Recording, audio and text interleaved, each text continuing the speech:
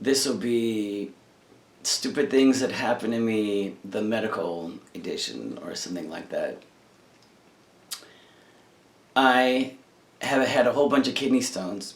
Very painful. Not the most fun thing that you can have. I was maybe 20, and in college, my side hurt really bad. Really, really bad. Oh my gosh. I felt like I was dying.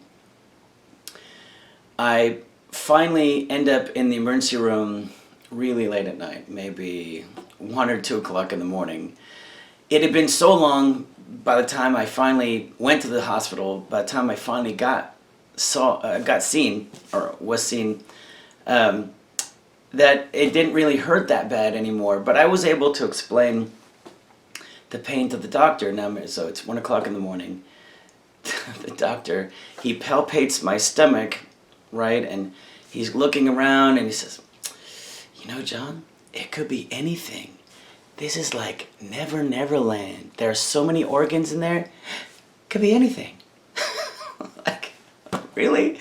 I wasn't 12. I was 21, maybe 21. Never Never Land? I mean, how many drugs have you taken to keep yourself up? Anyway, I went to go see a real doctor, and I just told him the symptoms. He told me right away, "You had a kidney stone." But Never Never Land? I had plantar fasciitis in one of my feet, which basically means your foot has, has collapsed, right? It's gone from curved to flat, and the muscle that goes across the bottom of your foot is being stretched, and it's painful. So I went for, I got that fixed, so, my foot didn't hurt anymore, but my back was hurting, my lower back, right at the pelvis, where the spine meets the pelvis. And the doctor looks at me and he goes, "Oh, you've got scoliosis." Dude, I am 50 years old. If I had scoliosis, don't you think I would know it? Don't you think I'd have had it way before now? I've never had scoliosis before.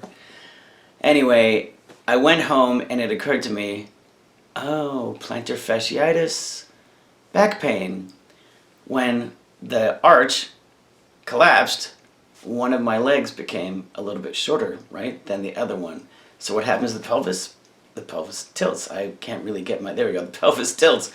So I didn't have scoliosis. I had one leg shorter than the other, worse than before. You know that one leg is normally shorter than the other. So I got about a 5mm lift in one shoe, and now I'm fine. Do I have scoliosis? No, of course not. I took allergy injections for a long time, I think 4 or 5 years, and I don't know that really helped me at all. I still have allergies, but you have to go, I think it's twice a week at first, and I was down to once a week, or maybe it was once every couple of weeks, or something like that, having an antigen shot. I go in, I'm waiting in the waiting room with a bunch of other people. She calls, "John." I'm like, okay. So I go up, I'm sit down, I know the nurse, she's talking with me, we're laughing. She gives me the injection, and I said, "That's kind of odd. I usually get 3, and I only got 2. I said, "Oh, you're who?" "What injection did you get?" Turns out there was another kid in there named John, because I was pretty young at the time. And he was in there for injections too. Fortunately for me, that the injections that I got for him were much less strong. So they just said, "Come back next week." So if you ever wonder, why do they keep asking for my birthday? It's so they don't say, "Are you Bob?" And you go in, "Yeah, I'm Bob." So in fact, my eye is tearing now because my tear duct in this side is clogged. But it's not clogged completely, but I had it really bad. My eye was tearing, I had to drive with one eye. I could hardly read simply because there was so much fluid backing up in the eye that, that eye was kind of underwater most of the time. So I go to an optometrist. I thought, there's no reason to go doctor. Let's go to an eye doctor and they'll be able to tell me right away what's going on. And the doctor says, "Oh yeah," he says, "you got a clogged tear duct." Yeah, I figured that out. He says, "Well, what they do is they take a little piece of like plasticized string and they snake it down through the eye and then down into your nose. Like, well, that don't sound like any kind of fun, but okay. Do you do that? No. So he sent me to another optometrist. The short story is I went to 3 optometrists. They all said the same thing. They snake this thing down your tear duct and into your nose, but they don't do it. Why am I here then?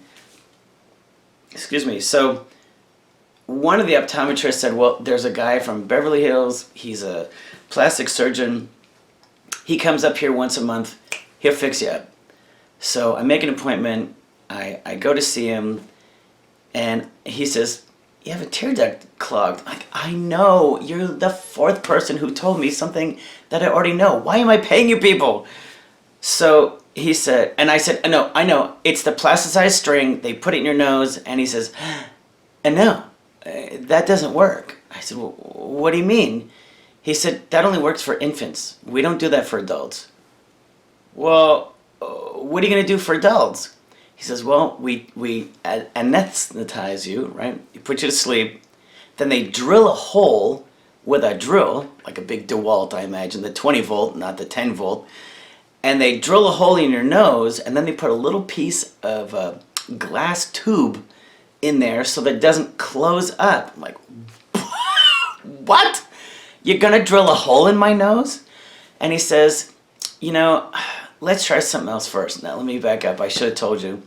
I'd asked for an antibiotic eye drop at the very beginning, but they said, no, not giving it to you. So he said, before we drill this hole in your nose, why don't we give you some antibiotic eye drops and a antihistamine eye drop, which I hadn't heard before, called Opcon A. Like within a day, it's gone. It's completely gone. So I know I have to get my butt in gear and go and get an antibiotic eye drop so I can get rid of the whatever's clogging my tear duct. But seriously, you're gonna drill a hole in my nose? Let's see, what else? Never Never Land. This is one that's not really quite so funny, but it's interesting the way that doctors work. My ear hurt. I went into the doctor and I said, hey, my ear hurts. I don't know what's going on. They look in there. Oh, looks kind of red. I'll give you an antibiotic. So they give me, I think it was erythromycin, which never works on me anyway. And I told them that, but they didn't care. 10 days later, still hurts. So I go back to the doctor, see same doctor. He says, she says actually, it looks a little red in there. I'm going to give you an antibiotic. Well, they're going to give me erythromycin. I told you, I just got off of that. You just gave me 10 days worth of erythromycin. And she said, well, what works for you? Like basically choose your own agenda, right? Choose whatever kind of antibiotic you think might work on you. Like, I am not the doctor. I know a little bit, but I don't know what you do.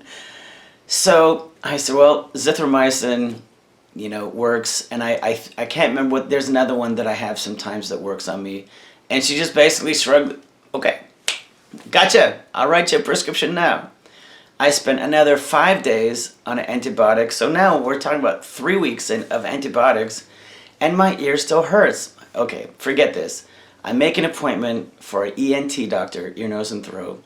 I go in, he looks in my ear, and I told him the whole story about erythromycin, blah, blah, blah. And he goes, who told you that? Right? I said, I don't remember the person's name. He said, you have so much earwax in that ear, you can't see anything. So it turned out there's a muscle that goes from your jaw and runs right down across the auditory canal. And that was actually so tight on me that it was pushing against the auditory canal. So it was really muscle. It didn't have anything to do with an inner ear infection. And it really wasn't the earwax, because he pulled the earwax out and he goes, your ear looks fine. But the idea was, why? Why did this person give me 3 weeks of antibiotics when I didn't need it? That wasn't anything that was wrong. Is it pharmaceutical companies? Did they get a kickback? Is the person just incompetent and didn't know? Or did they, and this is what I think they gave me the antibiotic so I would go away, right? I've treated you, so you should be fine. I don't know. The last one that was kind of funny was I'm partially colorblind. And I've had vision checks. I wear glasses. Had vision checks, all the time. Not all the time, but every couple of years. They had never given me the colorblind test. And I'm looking through the little binocular, or I don't know what it's called. The little machine where you look, it just looks like a microscope. And they showed me the slide, and they said, "What do you see?" Dots, bunch of dots. Okay, well, because obviously the control plate was a number. You're supposed to see a number. The first number is 12. Well, what do you see now? Nothing. Well, what do you see? Bunch of dots. What about the next one? Nope. Bunch of dots. So they bring out, they come around the counter, and they bring me this huge book. I mean, it looks like a child's coloring book. It's so big. And it's got the same color plates, but they're huge. I'm like, dude, that is not helping me. They're just bigger dots. So I didn't find out till I was, I guess, about 30 that I was partially colorblind. So that was kind of funny. I had a student, I work as a teacher, so I have a bunch of student stories, but I don't necessarily think I should tell them. But what goes along with this is I had a student say, "If I painted myself a color that you can't see, would I be invisible?" Nobody. You wouldn't be invisible. You would be painted, and I might not be able to tell the color you were painted in, but you wouldn't be invisible. The last one I'll tell you is not a medical story. Another kind of funny story that I like to tell. I was in the frozen food section at the grocery store. Grocery store is not a safe place for me, apparently. And I can see this old lady. She's kind of looking at me and looking at me. And now when I say old lady, I was probably in my 20s. She was probably in her 60s, late 50s, early 60s. Maybe she wasn't 90. But I can see, so I can't figure out I don't even remember what I was looking for, but I couldn't find it apparently. So I kind of stood there. She comes over to me and she goes, "Can I pet you?" Just like that. And I figured, sure, why not? So she's petting me like you would, an animal. I don't know. Maybe her husband didn't have any hair, but so that was, "Can I pet you?" Anyway, maybe I'll do another one sometime, but those are primarily the stories that I love to tell. Bye-bye.